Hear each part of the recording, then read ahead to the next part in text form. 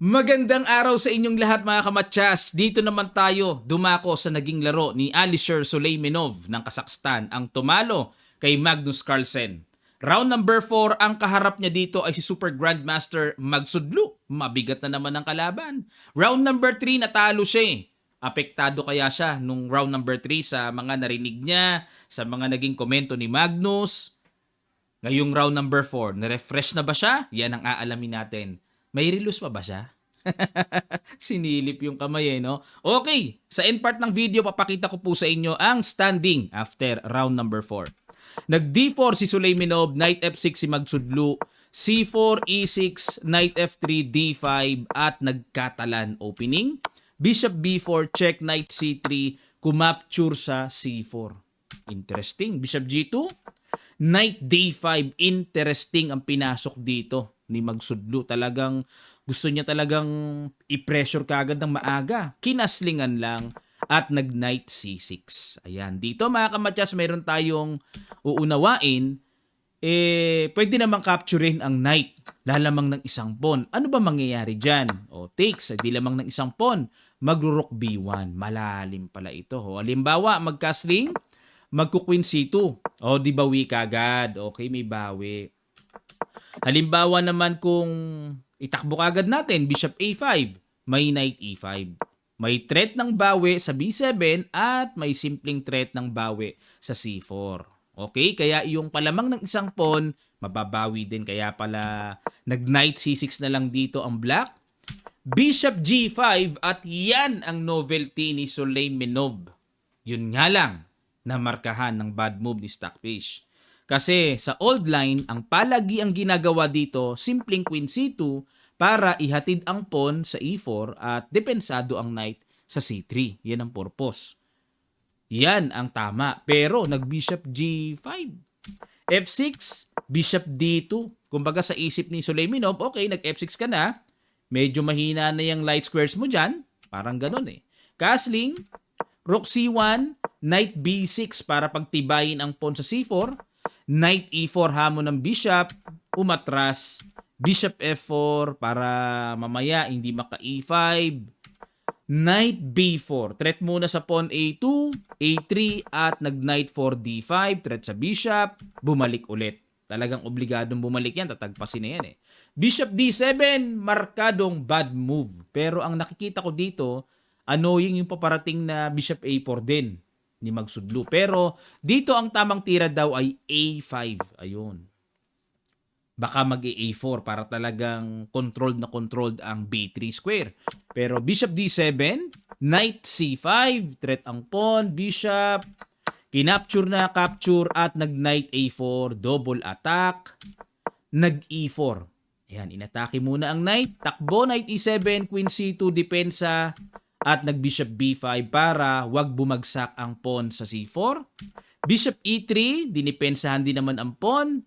Nag-C3. Ayun, bad move ulit ang binigay dito ni Magsudlu. Kinapture naman. Ako, may na-miss na maganda ang puti. Brand X ang pinili. Ang branded move daw ay B3. Yan ang matinding tira na magda-Knight B2. Kasi kung tutuluyang capturein ng tore, magbi-bishop takes F1 lang, kulong yan. San pupunta? Long collides ang knight. Pag nag-Knight B2 ka, capturein lang yata ito eh. Capture, may pupuntahan pa ba? Magda-Knight D1 o Knight D4 muna para threat sa pawn E6, may double. O halimbawa, ang gawin ay Queen C8 or Queen D7 para depensahan, magbi-Bishop H3. Kakargahan ng pressure muna, samantalang ang knight sa B2 ay misplaced. Anytime pag kinapture yan, kulong yan. Okay? May ganon. B3 pala, no? Pero ang ginawa, capture, Queen D3, good move. Ayan. O dito, bakit naman hindi tinuluyan ni Magsudlong capturein uli ang tore? Magbi-bishop takes? Wala namang naka-threat dito, queen lang, no? Hindi naman pawn. Hindi ba kayang depensahan yan? Halimbawa, mag-queen E8, depensa. Mag-C6. O di, pag tinakbo, capture yon. Pag kinapture ng queen, knight D4. May tempo attack. Pag nag-queen D7, may bishop B5. Ayun. Yan ang combo na paparating. Talagang alanganin ang knight sa A4 talaga. Nasa gilid kasi. O pero Queen D3 natumbukan ni Magsudlo ang tira ng computer engine. Queen A2, threat muna sa pawn, sinangga ng queen. Queen A1, talagang todo-todo iwas. Yun nga lang, ang pangit ng queen. No? E5, good move. Para controlled yung D4, wala na. Pilay ang knight. Rook B1, ayan, may pasimpleng Rook B4, trick. At nag-Bishop C6. O, dito mga kamatyas, unawain natin papaano kung capturein ng knight ang pawn. Magro-Rook B4. Okay? Pag nag-Queen D3, King H1 lang daw. Malalim. Malalim din. Wala pa palang direct attack. Pero ang nakikita ko dito, Rook B3 na para pabagsakin ang knight. Ayan, pag umalis ang knight, may Rook D1, mga ganon. Biti naman ang bishop. So, malalagay sa malaking alanganin ng black pag kinuha ang pawn sa C3. Kaya, nag-Bishop C6 lang, threat sa pawn. Rook B4, Queen F7 takbo, Queen D1. Pakain talaga yung C3. Tinuluyan na ni Magsudlo. Lamang sa evaluation barang black. At nag-A5, another good move. Lakas dumipensa na. Rook B2, knight takes E4. Naku po, bilangan tayo ng pawns. 5 pawns sa puti at 7 pawns sa black. 2 pawns up na ang black. Knight takes E5, good move syempre para makabawi-bawi. Capture, ayun, may bawi sa knight. Knight F5, ayun. May trick, knight takes bishop, maka-capture ang tore. Rook E1, Rook AD8, control lang muna, capture na, at nag-Queen A4, tiniret ang pawn sa C6, pero binad mo ba? Dapat daw ang tira, Queen C3, para atake sa E5 o kaya E5. Tapos continuation, E4, yan, etc. Pero kahit pa paano, di ba? Kaso nung nag-Queen A4, Rook D3, good move. At nag-Rook BE2. Kasi kung ang gagawin ng puti ay Queen takes pawn, mayroong Knight takes E3. Pag kinapture, may Rook takes E3. Laging may baong-baong trick. Tricky player pala itong si Magsudlo, no? Pag kinapture yan, may matchas kasi sa ilalim. So yan po ang plano ng pagkakababa ng Rook sa D3. Kaya nag-Rook BE2 muna para maiwasan yung hataw-hataw dyan. At nag-H5 para naman mag-H4, mag-H3, pinakain na yung pawn. Total, double pawn lang naman. Knight takes, F takes, at nag-Rook takes A3. King G2. Ayun, nape-pressure na dito si Suleimanov. Bad move. Dapat daw tira ay Queen E4. Threat ang pawn sa E5.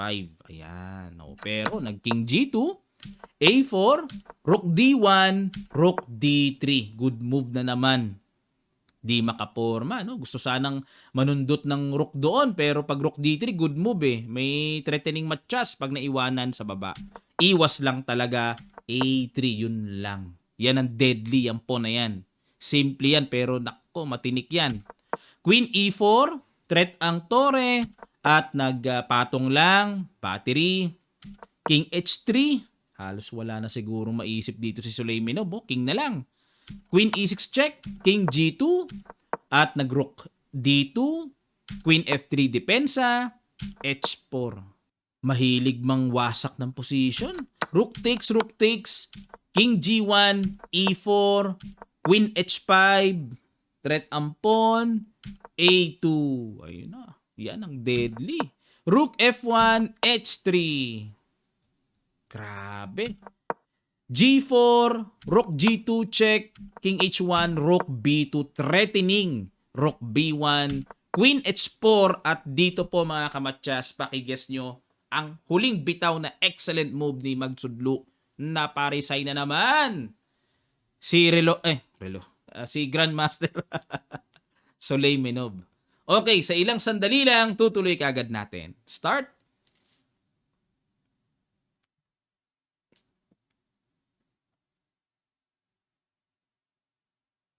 Maraming salamat. Congrats po sa mga nakakita. Queen F6. Hinarangan lang ang tore. Bakit nag-resign? Kasi ang gusto kasi mangyari ni Suleimanov, maka-check-check pa siya. King H7, check, mga ganon-ganon. Pero pag Queen F6, may tempo threat kagad, resign. Hindi kasi pwedeng capturein yan may queen, matcha sa ilalim. Yun ang purpose ng rook G2. Check muna, tempo para lumayo ang king. Grabe yung H3. Yun din ang naging bayani sa laban na ito. At pag kinapture ng queen, syempre capturein lang, unstoppable yung rook B1. Then A1 queen. Okay? Yan po mga kamatsas. Nako, 2 sunod. Matapos manalo sa higante si Suleymanov, nadali naman ng 2 sunod. Castling king side na siya. Magka-castling queen side ba? Magta-3-0 ba? Castling queen side na yon. Yan ang aalamin natin. Kamunti kong tawaging relos boy kanina eh. Sumikat ang relos dahil sa kanya.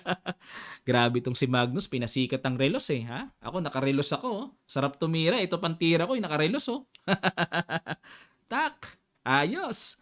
Okay mga kamatsas, ito po ang standing nila after round number 4. Alamin natin ang updated na balita. Ito po, si Sindarov ang nangunguna kasi nung in-upload ko yung kay Magnus, yan, uploaded na sa YouTube ha, panoorin nyo po yung laro ni Magnus kay Pranesh. Ang leading si Nakamura pero nung lahat ay natapos na, ito po, si Sindarov ang nangunguna, pangalawa si Nakamura, Jumabayev, Erigaisi, Naranayan, okay? And Salem, AR Sale, Gukesh, hanggang ilan ng 3.5 hanggang kay Gukesh, okay? Puro 3 media pa. Laxman, ayan po, no? Puro Grandmasters, daming Indians, ano? Puro dinayo ng mga Indians to. Dami nilang budget, Sana all! Sana all makapagpadala ng ganyang karami. Darating din tayo dyan. Malay nyo, ang kamatsas, di ba? Dumating ang panahon na makapagpadala tayo ng sandamukal ng mga Filipino players. Ngayon kasi, wala eh. Talagang namumukadkad. Kumikinang ang mga Indian players palagi ang kanilang flag pagdating sa mga international tournaments. Yan po, no? Abangan natin ang magiging resulta naman ng round number 5. Nandito lang po ang inyong Coach Kamatsas para subaybayan at katasin ang lahat ng makukuha nating lesson sa bawat matindihang laban na maia-analyze natin.